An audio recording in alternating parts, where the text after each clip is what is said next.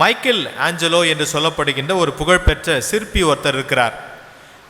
ஒரு முறை அவரும் அவருடைய உடன் பணியாளர்களும் இந்த ரோம் நகரிலே ஒரு கிராமப்புறத்திலே நடந்துட்டு போயிட்டே இருந்தாங்களாம்.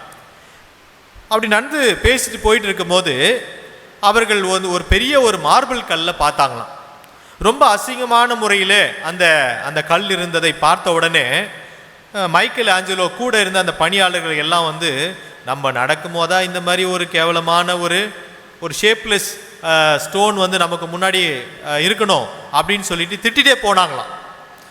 இவங்க போயிட்டாங்க, கிராஸ் பண்ணி போயிட்டாங்க. மைக்கேல் ஆஞ்சலோ மட்டும் அந்த கல்லை பார்த்துட்டே இருந்தாராம். என்ன அந்த கல் ரொம்ப பார்க்கறதுக்கே ரொம்ப ஆக்வர்டாக இருக்குது, அருவருப்பாக இருக்குது, அதையே நீங்கள் ஏன் பார்த்துட்டு இருக்கீங்க அப்படின்னு சொல்லும் போது மைக்கேல் ஆஞ்சலோ அந்த கல்லை பார்த்துட்டு சொன்னாராம், அந்த கல்லுக்குள்ள ஒரு அழகான ஏஞ்சல் இருக்கிறத நான் பார்க்குறேன் அப்படின்னு சொன்னாராம்.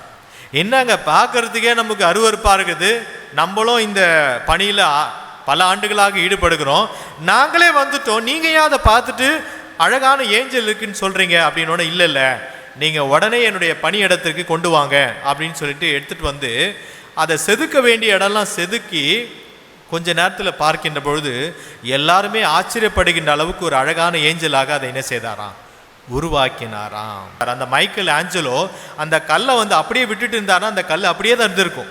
ஆனால் அவருடைய பார்வையிலே ஒரு அழகான ஒரு ஏஞ்சலாக பார்த்தபடினாலே அது அழகான ஏஞ்சலாக மாற்றப்பட்டது.